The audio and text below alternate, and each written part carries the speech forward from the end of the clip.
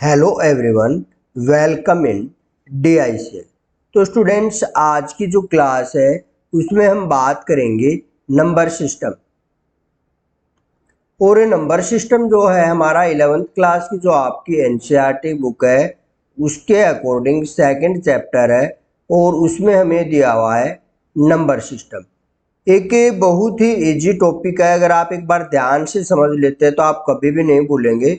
और 1 से 2 क्वेश्चन आपके 12th क्लास 11th क्लास में इससे आ जाते हैं। और अगर आप आगे किसी एग्ज़ाम की प्रिपरेशन करते हैं, चाहे कोई भी एग्ज़ाम हो, वहाँ पे अगर ICT से क्वेश्चन आता है या कंप्यूटर साइंस से क्वेश्चन आता है तो नंबर सिस्टम के बारे में ज़रूर पूछा जाता है। ठीक है, तो इसे नंबर सिस्टम को समझेंगे। सबसे पहले नंबर सिस्टम को हम यूज करते हैं तो एनकोडिंग स्कीम यूज होती है। पहले इस एनकोडिंग को देख लेते हैं, एनकोडिंग होता क्या है। तो the mechanism of converting data into an equivalent cipher using specific code is called encoding. हमारा कोई भी डाटा कन्वर्ट करते हैं, हम कोई मैकेनिज्म यूज करते हैं। साइफर जो वर्ड बोला मैंने, CIPHER लिखा हुआ है यहाँ पे, ये रहा। ठीक है, 1 मिनट, ये रहा। ठीक है, साइफर। तो साइफर होता है हमारा गुप्त कोड जिसको बोलते हैं, यानी हिडन। ठीक है, कोडिंग में बात, हम कोई मैसेज हमें कन्वे करना है जो दूसरों को पता ना चले तो हम कुछ कोड वर्ड यूज कर लेते हैं, तो वो साइफर लाइक साइफर ही होता है। तो a mechanism of converting data into an equivalent cipher using specific code is called encoding. अगर हमारा कोई भी डाटा है उसको हम एक साइफर कोड में उसको क्या कर देते हैं, कन्वर्ट कर देते हैं, तो हमारा एनकोडिंग कहलाता है। ठीक है, तो एनकोडिंग क्या है। सबसे पहले तो हम अगर बात करें कंप्यूटर की, कंप्यूटर कौन सी लैंग्वेज को अंडरस्टैंड कर पाता है। जो कंप्यूटर है हमारा वो अंडरस्टैंड करता है बाइनरी लैंग्वेज को। ठीक है, तो बाइनरी लैंग्वेज को अगर वो अंडरस्टैंड करता है तो जब हम इंग्लिश लिखते हैं तो वो उसको कैसे समझ पाता है, सबसे पहले इस टॉपिक पे बात करेंगे। ठीक है, तो अगर मैं बाइनरी लैंग्वेज की बात करूं तो बाइनरी लैंग्वेज में हम दो ही वर्ड यूज करते हैं। और जो हमारा फर्स्ट है वो होता है 0 और सेकंड होता है 1। हम बाइनरी लैंग्वेज की अगर बात करें तो दो ही वर्ड यूज होते हैं, 0 और 1। और इनको कंप्यूटर जब एज्यूम करता है तो 0 का मतलब होता है फॉल्स और 1 का मतलब होता है ट्रू। देखिए, अगर नंबर सिस्टम अगर आपको अच्छे से सीखना है, लॉन्ग टर्म तक आपको लर्न करना है, तो इसके लिए इसके बेसिक्स समझ लो तो आप कभी भी नहीं भूल पाओगे इसको। बेसिक्स पता नहीं है, सीधे आप वर्क कर रहे हो न्यूमेरिकल्स पे तो आपको मुश्किल हो जाएगी। ठीक है, तो 0 और 1 ये दो हैं हमारे जिनको हम यूज कर रहे हैं क्या, बाइनरी नंबर्स के लिए। तो 0 फॉल्स को डिनोट कर रहा है और 1 ट्रू को डिनोट कर रहा है। इसके बाद अगर हम बात करें कि सर जब हम इंग्लिश में राइट करते हैं, लाइक हमने लिख लिया ए, ठीक है, तो ये तो इसको ए रिप्रेजेंट करता है हमारा, बी लिख दिया तो बी रिप्रेजेंट करता है। देखिए क्या होता है, ये इनको कन्वर्ट करता है बाइनरी नंबर में। किस में कन्वर्ट करता है, बाइनरी नंबर में। ठीक है, तो उस चीज को समझने के लिए हम आ जाते हैं जब 1960, कब की बात है, 1960। 1960 में अर्ली क्या हुआ था, अर्ली 1960s में ये हुआ था कि जो हम कोड कर रहे थे उसमें हमें क्या करना पड़ रहा था। हमने देखा कि कुछ प्रॉब्लम्स आ रहे हैं, इश्यूज आ रहे हैं, तो हमने क्या कर दिया 1960s में, हर एक कीबोर्ड के लिए अलग वो हो रहा था। तो 1960s में हमने कुछ करैक्टर बना दिए और उनको बोलते हैं हम आस्काई कोड। क्या बोलते हैं, आस्काई कोड। और आस्काई की फुल फॉर्म आपसे एग्जाम में पूछ ली जाती है, तो आपको पता होना चाहिए American standard code for information interchange. American standard code for information interchange, ये हमारे आस्काई की फुल फॉर्म रहेगी। और ये अर्ली 1960 में आया था कॉन्सेप्ट। और तब हमने क्या किया था, आस्काई कोड जनरेट किए थे। और आस्काई कोड जनरेट जो किए थे उनके बारे में थोड़ा पढ़ लेते हैं। ठीक है, तो आस्काई जो कोड बनाए वो क्या थे हमारे, 7 बिट में होते थे। कितने बिट में, 7 बिट में। तो जब आस्काई कोड हमने डाले तो वो कोई डेसिमल वैल्यू होती थी। ठीक है, तो सपोज कीजिए आस्काई कोड है, ये सी बीच में स्किप हो गया, आस्काई कोड है यानी American standard code for information interchange है, जो ये एक 7 बिट नंबर होता था। क्या होता था? 7 बिट। तो 7 बिट के अगर हम वो बनाने चाहें 7 बिट के लिए अलग अलग, तो हमारा बाइनरी में रिप्रेजेंटेशन देगा 7 बिट में, तो हम कर देते हैं बाइनरी के लिए 2 की पावर 7। अब ये आप कहोगे सर 2 क्यों लिया, उसका बारे में मैं आपको आगे बताऊंगा। और हमने लिख दिया 2 की पावर 7, तो जब आप 2 की पावर 7 करोगे तो आपका आएगा 128। यानी जब हम 7 बिट में रिप्रेजेंटेशन करते हैं तो 128 पॉसिबल हमारे क्या बन जाएंगे, पेयर बन जाएंगे। ठीक है, तो 128 को हम यहाँ पे रिप्रेजेंट कर सकते हैं। तो आस्काई जो कोड बनाया था American standard code for information interchange ने, वो 128 के लिए बनाया था। अगर मैं यहाँ पे बात करूं, हमें रिप्रेजेंट करना है कैपिटल ए को। अगर हमें कैपिटल ए को रिप्रेजेंट करना है तो हमारी डेसिमल वैल्यू रहेगी 65। क्या रहेगी? 65। इस 65 एक डेसिमल वैल्यू है और इसको हमें क्या करना पड़ेगा, बाइनरी में कन्वर्ट करना पड़ेगा। और बाइनरी में कन्वर्ट करने के लिए हम क्या लिखेंगे, 1 5 टाइम 0 1 2 3 4 5 टाइम 0 और 1। ठीक है, तो ऐसे करके हम क्या कर सकते हैं, 65 का ये बाइनरी कोड हो गया।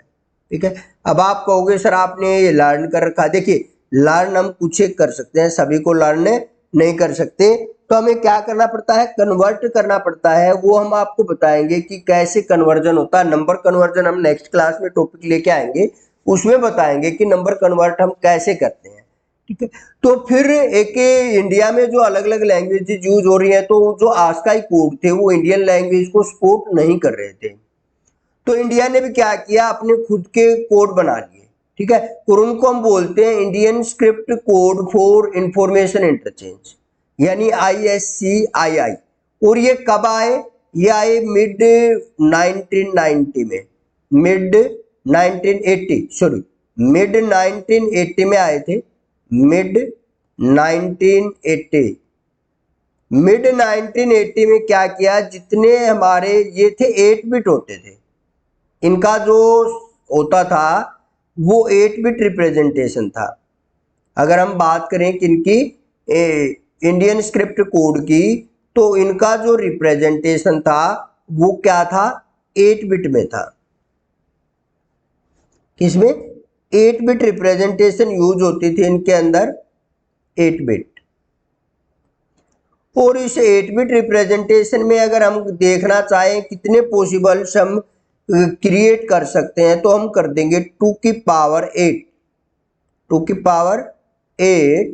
और जो ये हमारे पॉसिबल्स जो बनेंगे वो हमारे यूनिकोड बनेंगे 256।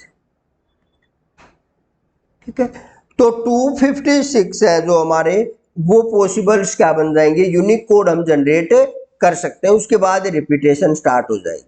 तो जब 256 की बात करें तो इन्होंने जो 128 थे वो तो हमारे आस्काई कोड ही रहे, जो हमने ऊपर 2 की पावर 7 करके हमने 128 तक तो इसने आस्काई कोड ही यूज किए। लेकिन जो रिमेनिंग 128 थे उस पे उन्होंने अपनी जो लैंग्वेजेस थी इंडिया की उनको इम्प्लीमेंट कर दिया।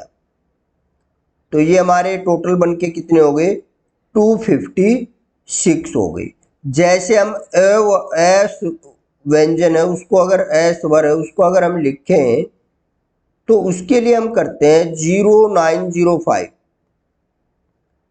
0905। ब के लिए हम 6 कर देंगे। लेकिन इसमें हमारा कंटिन्यूटी में नहीं रहता, अदर में हमारा कंटिन्यूटी में रहता है। ठीक है। तो इसके लिए ये देवनागरी की स्क्रिप्ट होती है और ये हम हिंदी की बात कर रहे हैं, यहाँ पे हिंदी में जो हमारी देवनागरी स्क्रिप्ट होती है उसकी बात कर रहे हैं, ठीक है। तो इसके बाद जब हम थोड़ा आगे बढ़े इसी के बारे में, तो जब आस्काई इंडियन स्क्रिप्ट कोड भी जनरेट हो गए, इन्होंने अपनी देवनागरी लिपि के लिए अलग से बना लिए, लेकिन जब आज के दिन हम यूज कर रहे हैं तो सबसे ज़्यादा हमें क्या हो रहा है कि हम इंटरनेट का यूज कर रहे हैं, और इंटरनेट पे ये नहीं है कि किसी का भी अलग से कोड है वो चल जाएगा। मैं इसको थोड़ी जगह बना लेता हूँ यहाँ पे इरेज करके यूनिकोड के लिए, ठीक है। तो क्या कर सकते हैं हम इनको समझने के लिए, अगर हम बात करें किसी डिवाइस का यूज कर रहे हैं, सर्वर का यूज कर रहे हैं, तो वहां पे हम इनका यूज नहीं कर पाएंगे, क्योंकि हर एक कीबोर्ड के अलग अलग क्या हो गए, कोड हो गए। तो हम कॉन्सेप्ट लेके आए यूनिकोड का। किसका कॉन्सेप्ट लेके आए? यूनिकोड का, ठीक है। तो यूनिकोड क्या करेगा? यूनिकोड जो हमारा होता है, आपने कई बार पढ़ा भी होगा, UTF-8, क्या पढ़ा होगा? UTF-8 और 16 और 32। UTF-8 ये हमारे यूनिकोड टेक्स्ट फॉर्मेटिंग होती है। UTF-8, UTF-16 और UTF-32। तो इस टाइप की हमारी ये होती है। और अगर मैं आपको UTF की फुल फॉर्म बताऊं तो ये होगी यूनिकोड ट्रांसफॉर्मेशन फॉर्मेट। इसको आप नोट कर सकते हैं, यूनिकोड ट्रांसफॉर्मेशन फॉर्मेट, यहां लिख देता हूं मैं, यूनिकोड ट्रांसफॉर्मेशन फॉर्मेट। आपको पता होना चाहिए UTF का, यूनिकोड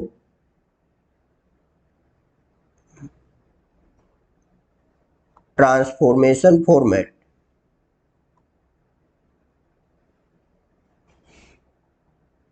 यूनिकोड ट्रांसफॉर्मेशन फॉर्मेट।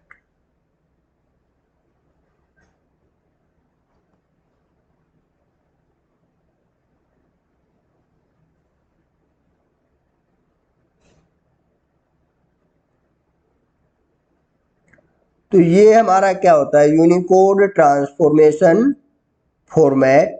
इस फॉर्मेट में क्या होता है, हम यूज करते हैं यूनिकोड ट्रांसफॉर्मेशन फॉर्मेट, और लिख देते हैं फॉर्मेट। तो ये हमारा 8 बिट में भी होता है, 16 में भी होता है और 32 में भी होता है, ठीक है। तो ये हमने क्यों जनरेट किया था? ये super set of ASCII code होता है। क्या होता है? Super set of ASCII code. क्या होता है ये? Super set of ASCII code.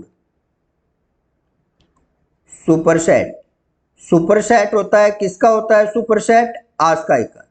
जो हमारे आस्काई नंबर है 1 से लेकर 28 तक की, उनका सुपर सेट कौन होता है? हमारा यूनिकोड होता है। ऐसे रह गया बीच में ASCII, ठीक है। तो ये हमारा क्या रहता है? सुपर कोड रहता है, किसका? आस्काई कोड का सुपर सेट होता है हमारा, कौन? यूनिकोड। तो यूनिकोड को क्या करते हैं हमने, जो भी हमारे सर्वर्स हैं, मोबाइल्स हैं जिन पे यूज हो रहा है, तो हमने अलग अलग लैंग्वेजेस के अलग अलग यूनिकोड बनाए थे, अलग अलग कोडिंग फॉर्मेट बनाए थे इंफॉर्मेशन इंटरचेंज करने के लिए। तो हमने क्या कर दिया, यूनिकोड बना दिए जो 0 से लेकर 128 तक फिक्स रहेंगे, जो कि हमारे आस्काई कोड वाले हैं वो वाले, ठीक है। 0 से लेकर 128 तक के हमारे क्या रहेंगे? फिक्स रहेंगे, ठीक है। तो ये होता है हमारा क्या? यूनिकोड, ठीक है। तो ये हमारा कुछ बेसिक्स था नंबर सिस्टम के बारे में। इससे आगे हम थोड़ा इसको और एक्सप्लेन करेंगे, और आप ताकि नेक्स्ट क्लास में जब हम आए तो आप प्रिपेयर होके अच्छी तरह से इसको समझ सके।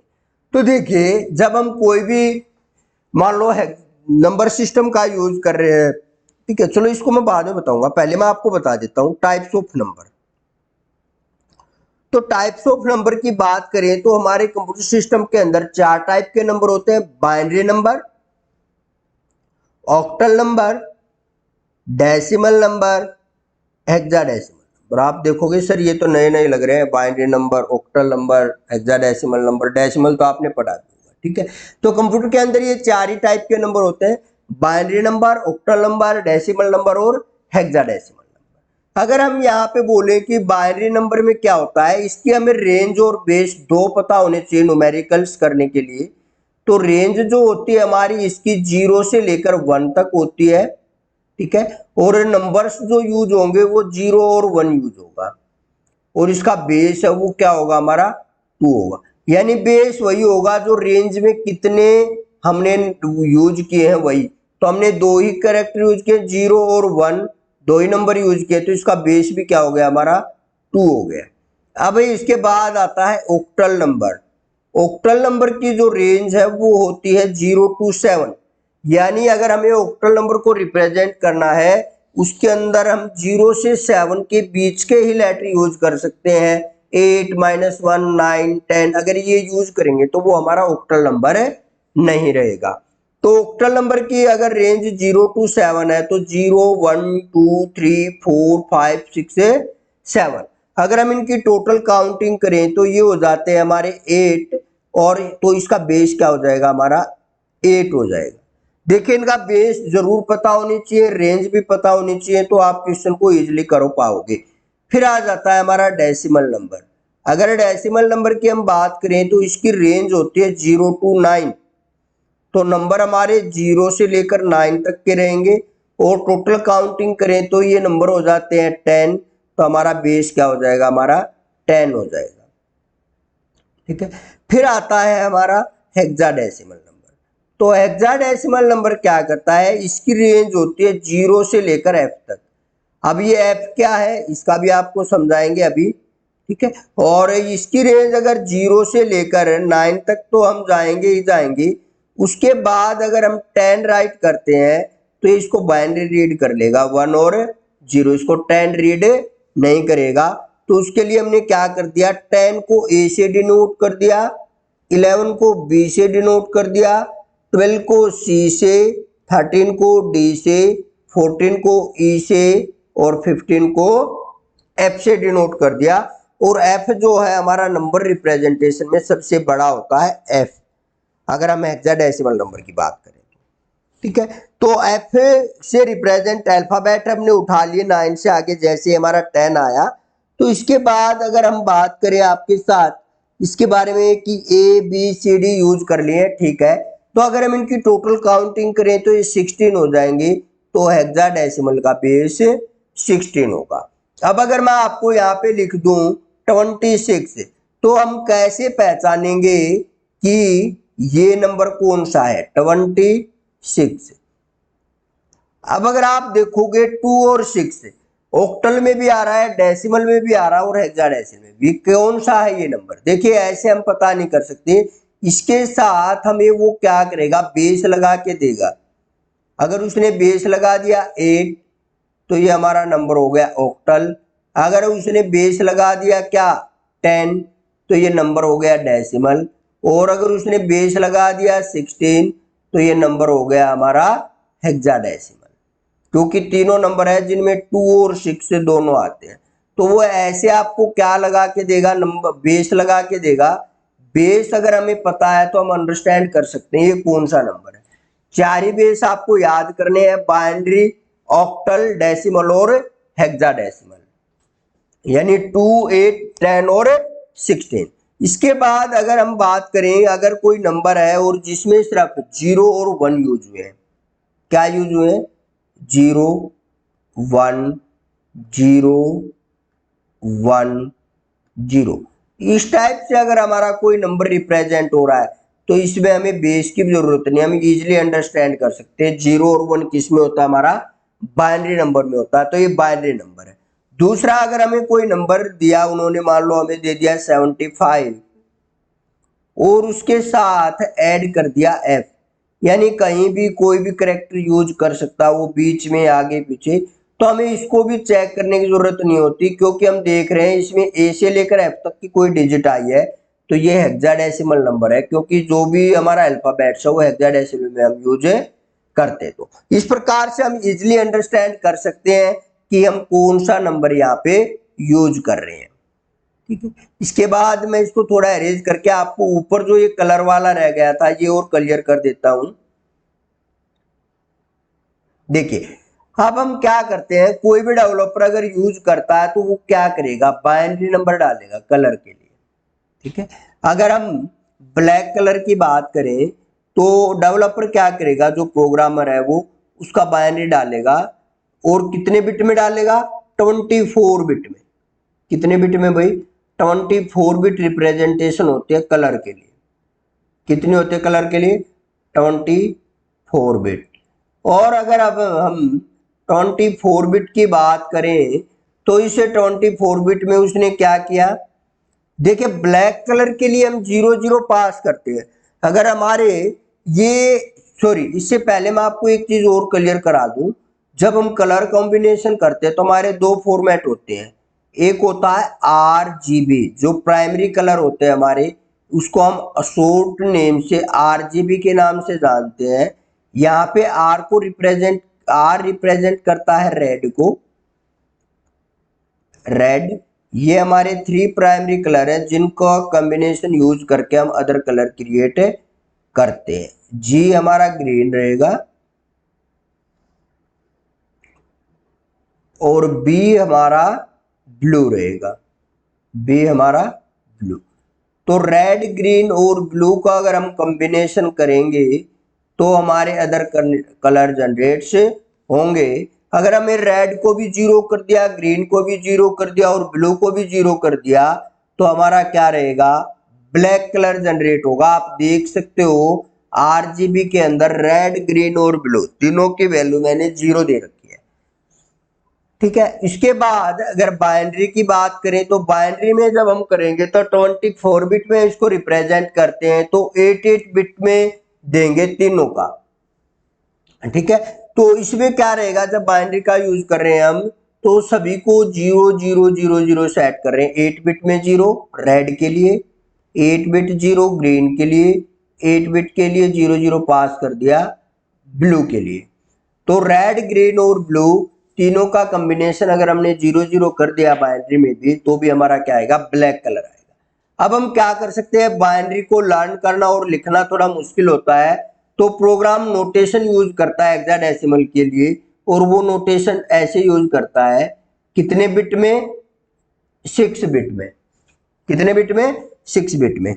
जैसे हमने ये 2 बिट यहाँ पे लिए हैं रेड के लिए, 2 बिट ग्रीन के लिए और 2 बिट ब्लू के लिए। 00 हमने रेड कर दिया है तो ये क्या हो जाएगा हमारा, ब्लैक।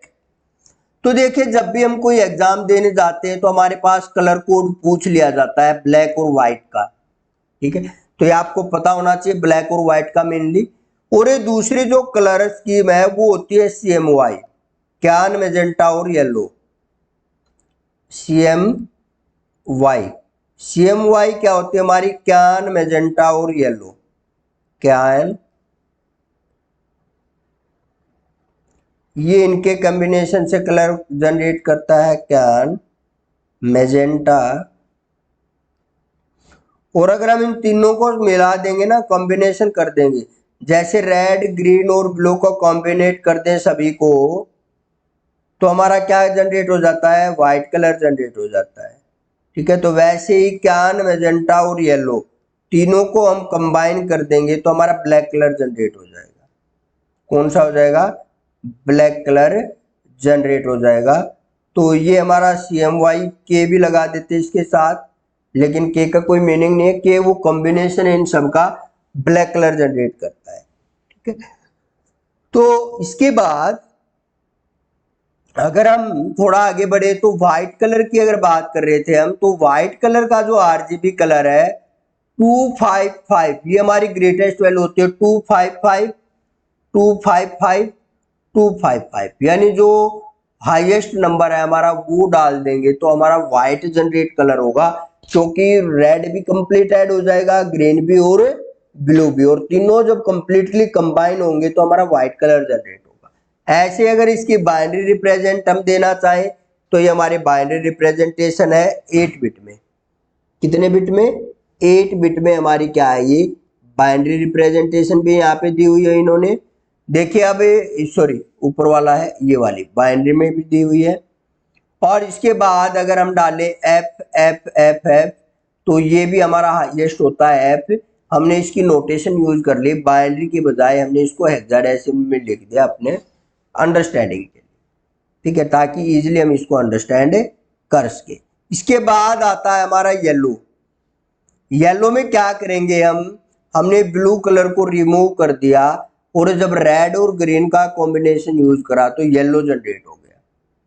कौन सा जनरेट हो गया?